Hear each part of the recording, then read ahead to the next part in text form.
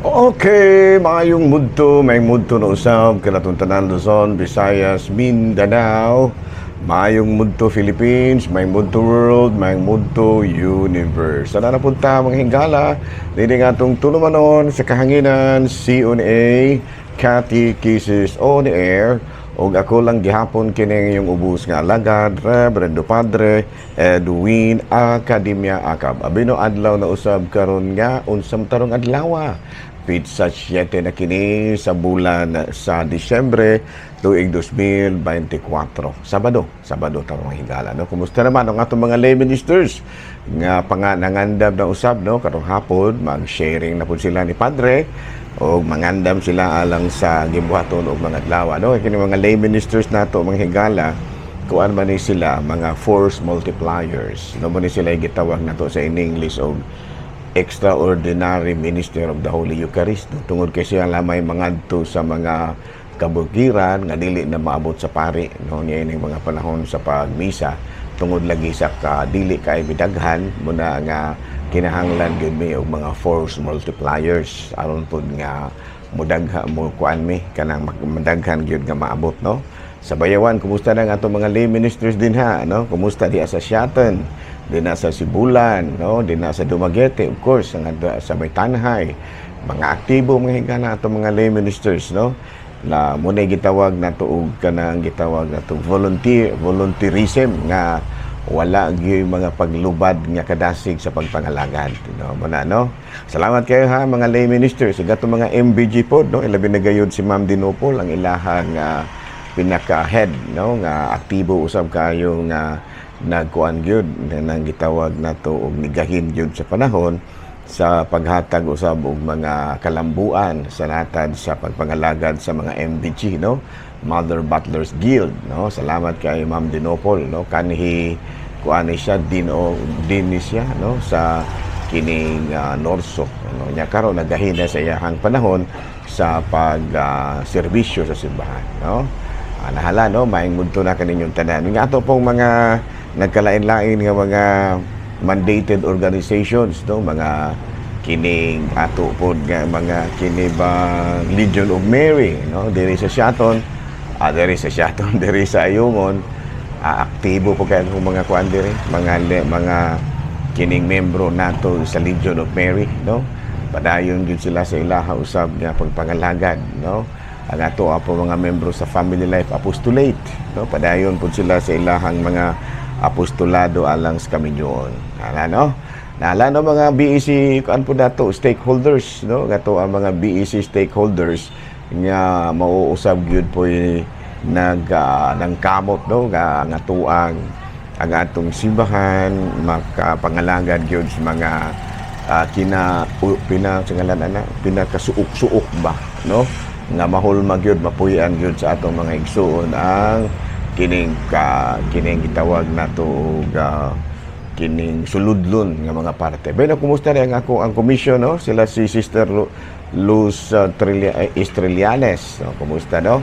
Ang ako mga kaubanan si Brother Mike, yang asawa, no? Og yung manusab si brother and sister, no? Si Yoyong og si Eli Mapili, no. Kumusta na, no, ang akong mga tanan po nga mga naka dinhi sa Dumaguete, sa Vicariate diri sa Dumaguete, nga halos tanan nga mga parokya mga higala aduna kitay mga volunteers din na alang sa Commission on Migrants and Itinerant People, no. Kumusta daw? Naghidaot kita nga ana kamong tanan sa Kapiskay Panglawas. Okay, nahala arita mga higala sa ato ang Saint of the Day. Aboy na nga itong Saint of the Day karon, bisang guway ng utana. Mao si San Ambrosio, no? Siya mao ang bishop sa Milan. Niya, he defended the church property against the emperor who tried to grab it, no? And he publicly admonished him for his wrongdoings. He was also remembered because of his powerful sermon. Through this, he converted the young Augustinian back to the faith. The young Augustine, no? He converted the young Augustine back to the faith, and he exemplifies the true character of Christianity, no. So karong adlaw higala gihinumduman nato ang bantugan nga kanhi obispo sa Milan nga mao si San Ambrosio nga atong tuig 340 to 397. So karong adlaw mga higala, gihinumduman nato ang lain na pong santo sa Katolikong simbahan nga mao si San Ambrosio sa Milan.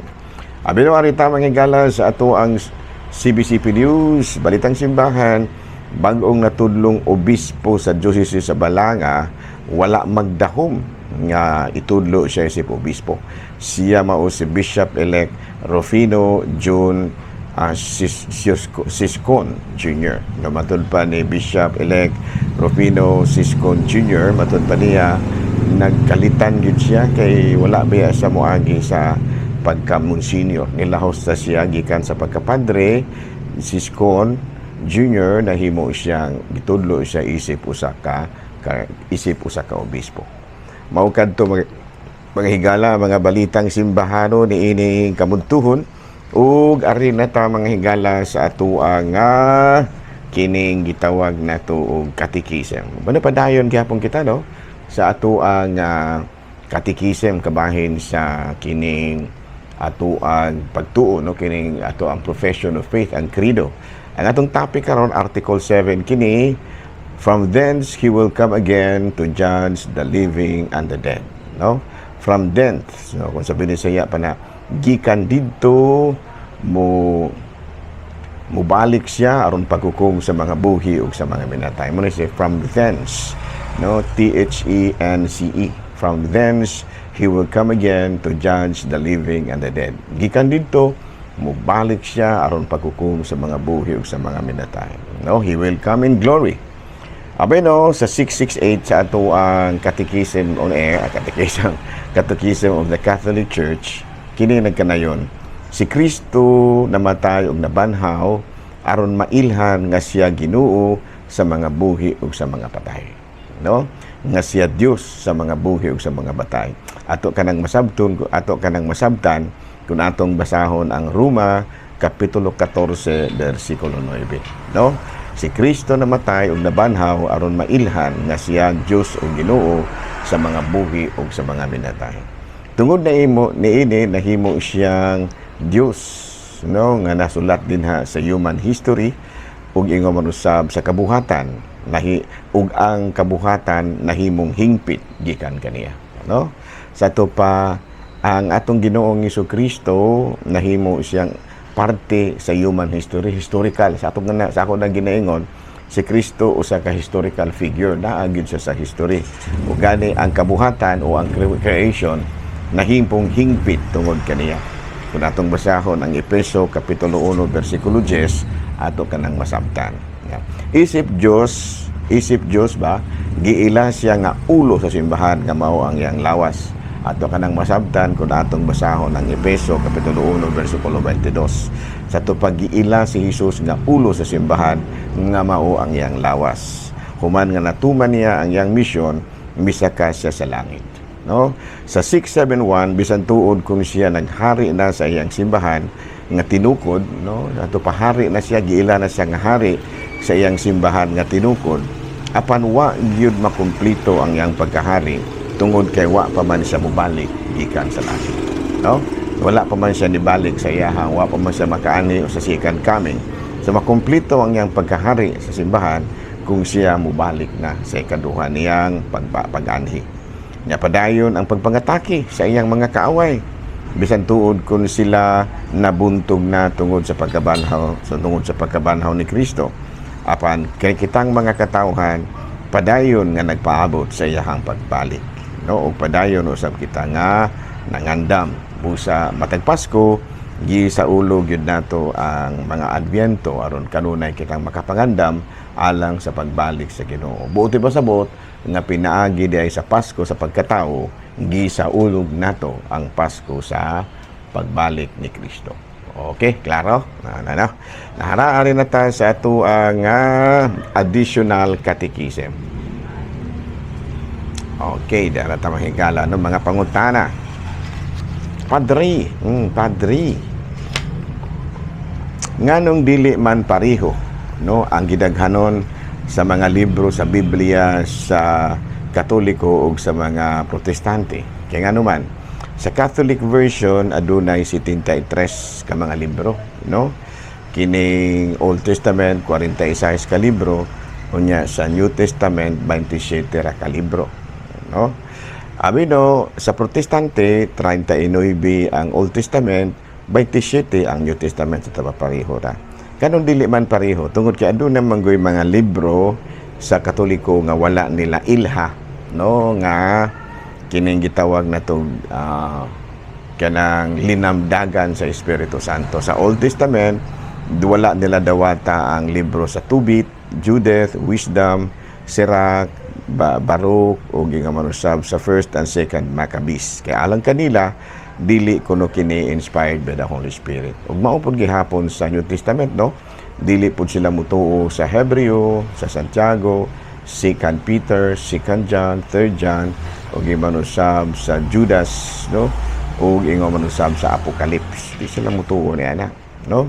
Sa dili sila mutuo kay matud palagi nila dili kini linamdagan sa Espiritu Santo. Kita mi nakaano punta? Wala man gyud punta ni ingon nga kini gitawag nato og linamdagan sa Espiritu Santo, pero ato ra kini gidawat tungod kay ang mga pagtulunan nga anaan ini mga libruha wala man pod magsukwahi sa gitudlo sa simbahan.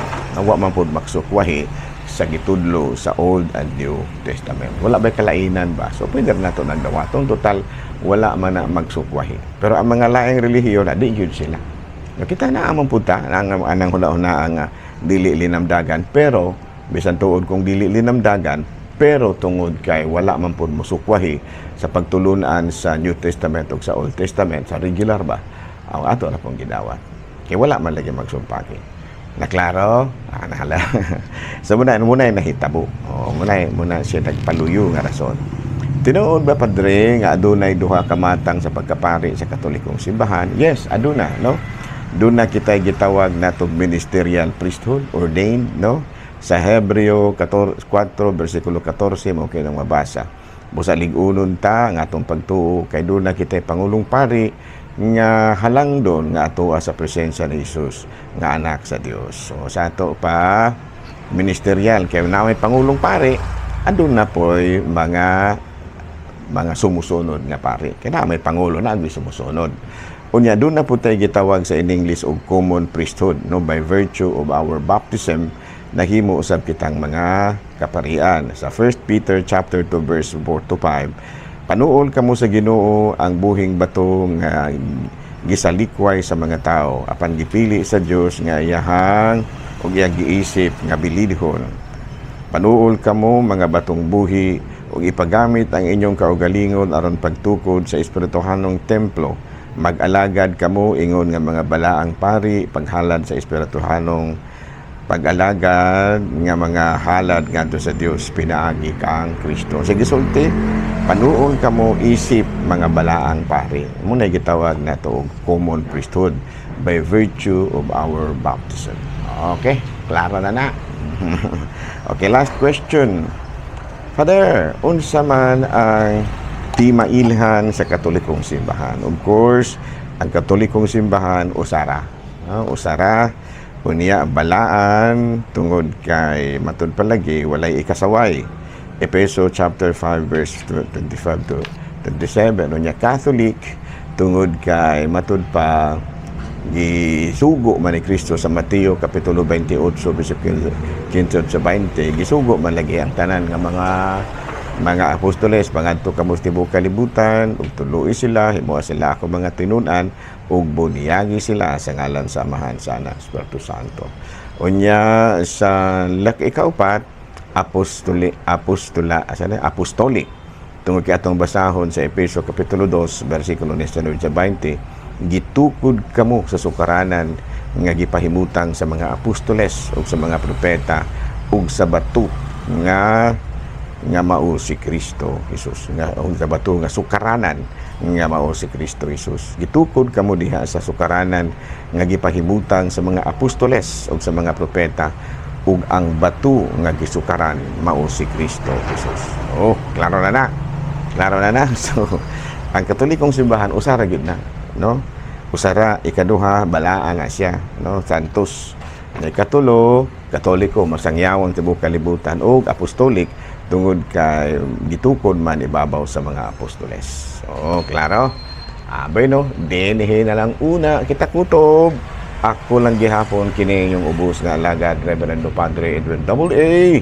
Manamilit na usab kaninyo ug manalangin kanato ang Dios nga makaagahong tanan, Amahan, Anak, Espiritu Santo. Mayong mudto, Pilipinas.